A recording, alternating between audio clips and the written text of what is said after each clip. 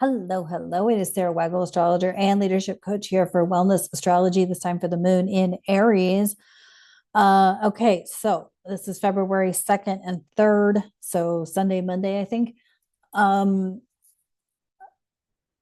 okay, we've got a few things. We have a lot going on. What am I talking about? But we have a few specific things. Like Venus has moved into Aries. She's in her pre-retrograde shadow. She stations retrograde in March. But it's a good time to kind of um, not go forward in relationships because especially with the moon in Aries, you could shoot from the hip and you know misfire. We also have this interesting transit with Uranus and the nodes that's going to kind of be ongoing for a while. But I wanted to talk about it here because it's kind of a it's supportive, but it could be like shockingly supportive because it's Uranus. So Uranus is currently in a trine with the South Node in Virgo and in a sextile with the North Node in Pisces, which would also include Neptune in Pisces. Um, so back to what I've been talking about with being a lot less logical and a lot more intuitive. So this is kind of an opportunity to really focus on, like, you may be getting um like shocking intuitive nudges that aren't necessarily nudges, but like you have to go after it, right? Like your body is just telling you you have to go after it, right? And so your ability to discern, because your decision making may be a little bit fogged, right? And so as I've said before, like it's not a good time to start new projects or move forward or start new relationships, but there may be like um, an ending to something, like an ending to like, and again we're in that year of the snake too, so it's like you've got to shed something, and probably what you're shedding is something practical, something maybe in your nutrition, so, because Virgo rules the digestive system, maybe something in your routine, which could be your job, which could be how your workouts, your physical movement, things like that. And it could be like, finding an alternative medicinal source, right? Kind of talked about that before too. So a lot of these things are kind of repeating, but like I feel like this ongoing transit with Uranus, um, there could be like complete and total feeling it through your entire physical body, like you have to take action on it pretty immediately.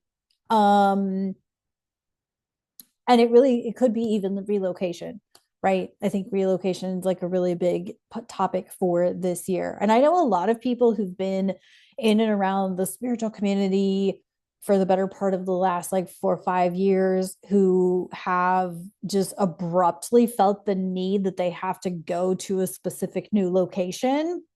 um and usually that's to bring their energy to that location. I'm kind of talking a little bit higher realm here, but this is the not being so logical and being more spiritual and being more intuitive really comes into play. Like you feel an urge, like you have to go to, let's just say, Sedona, Arizona, or you need to go to the Upper Peninsula of Michigan, or I'm talking about places where there are vortexes, right? And if you've ever been to one of these vortex areas, like when I went to the UP in Michigan and was right by Lake Superior, I was like, oh my God, like there was something, you could feel the energy, right? You could feel not the water as in like getting wet with the water, but you could feel the power of the water, right? And so you may need to have some kind of experience that you've never had before.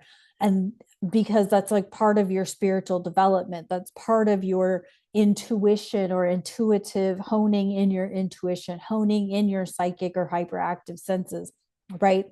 And so, but I feel like with this Aries moon, if you're not like discerning about it, like it feels like it could be, because Aries tends to like take off like a sprinter, so they don't have the stamina to come, they can't do a long run, right? Like a sprinter can do a 60-meter dash, but they can't run a mile, right? If they do run a mile, they feel like shit because they come out of the gate, and if you think about it, like when they start a mile race usually standing up. When they start a sprint race, you're usually like locked into the starting blocks or whatever, right? So there's a difference in how they start, because a sprinter can just go 60 meters, but it's a burst, whereas a miler is going to have more of a consistent, steady pace throughout the entire distance of the race, right? Okay. So that's what I'm saying here, is like having the stamina to um to be able to complete the mission versus taking off like a sprinter. But there may also be the need for a sprint. Like you absolutely have to take a weekend and go to the ocean, or you absolutely have to take a weekend and go to the mountains, right? Because you need to get something from there. That's typically why you feel the urge to go somewhere, right? And most of my traveling as a nomad was, I felt like I needed to go there. There was just something, I needed to be there, right? I remember thinking I needed to go to Denver. I don't know really why I needed to go to Denver, to be honest with you, but I went. um, but yeah, so I think the overwhelm is real. And I think that like part of why, if you are being called to go somewhere or you are being called to take action on something, it could have a lot to do with your system knows what it needs to calm itself, regulate itself, reset itself, that sort of thing. And so this really could be like an abrupt, like, okay, I absolutely have to go here this weekend. I absolutely need to take a week off work and address the situation. And so you may need to take the sprinter action, which may seem completely illogical, South Node Virgo, and go about doing what you need to do, because your system knows something better than and greater than you do. And you don't need an explanation for it. You just know you need to do it. So let's see what's up with the tarot.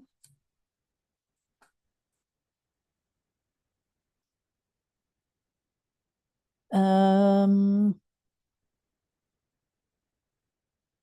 okay, the Empress in reverse.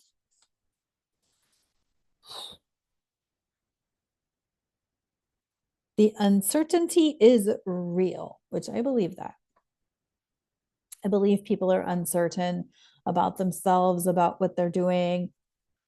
Um, and we may be going through like levels of uncertainty of like, it's almost like you come out of a coma and you're like, wait, what am I doing here? What am I doing here? What's going on? And a spiritual awakening can feel like you're coming out of a coma or coming out of hibernation, right? So you could feel that way, and you kind of just go through this disorientation of like, how did I get here? What's going on, right? Um, I feel like there could be a lot of like hangover type feelings right now, even if you don't drink. Like you could feel like you're hungover. I feel like that could be a thing. And then we got the King of Cloaks, King of Wands, King of Fire. Um, I mean, this is like masculine energy, fighting energy. The Empress in reverse. King of Fire, upright Empress.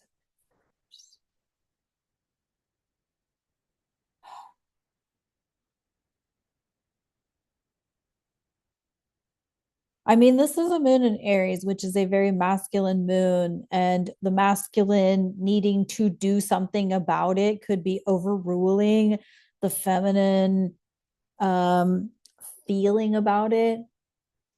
Um And I'm not just talking like men and women, male, female, but like the masculine and feminine within us all. Like you could feel like you need to be like putting your feelings aside and actually addressing something and doing something about it, which could be like putting your fears aside and going forth with what you want to be doing. Like that could be what this um, is setting your fears aside.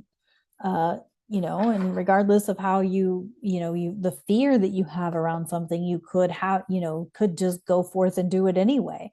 There's some parts of this that are like, be discerning. And there's some parts of this where I'm like, no, actually, if you feel like you need to go do the damn thing, then you probably need to go do the damn thing. Right. Like if you feel like you need to publish your blog, or you need to travel, or you need to take a weekend and go to a hot springs or an ocean or a mountain or the redwoods or whatever it is, like maybe you just need to go do the damn thing, right? And just go with no explanation. So there's a part of me that's like, okay, there's the discerning factor of like, think that through a little bit, but then that kind of goes against the Virgo South Node of like, and the Aries moon of like, just go do the damn thing. You don't need to explain it to anybody. It doesn't have to make sense to anyone. It doesn't even really have to make sense to you. You just know that you have the urge and you need to go do the damn thing. But it could be exactly what your system needs to regulate. Um, we got victorious, and this is uh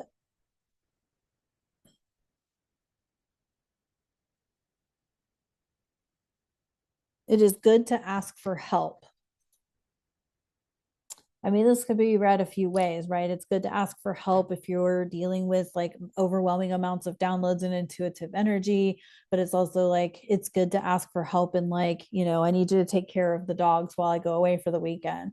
Or I need you to drive me to the airport so I can fly to here, there, wherever, right? It's always good to ask for help. And honestly, none of us is going to be victorious without asking for help from someone, right? Whatever that looks like, whether you need to ask for help in your website or, support around clearing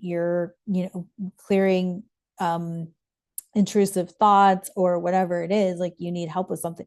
None of us is getting through this without asking for help in some way, shape, or form. Pluto is in Aquarius. We're all meant to work together in some way, shape, or form. So anyway, all right, that's what I got for this Aries moon. Of course, all of the links are in the usual places. Please hit the like, please leave me a comment, all of those things, and I'll talk to you guys on the next one. Bye for now.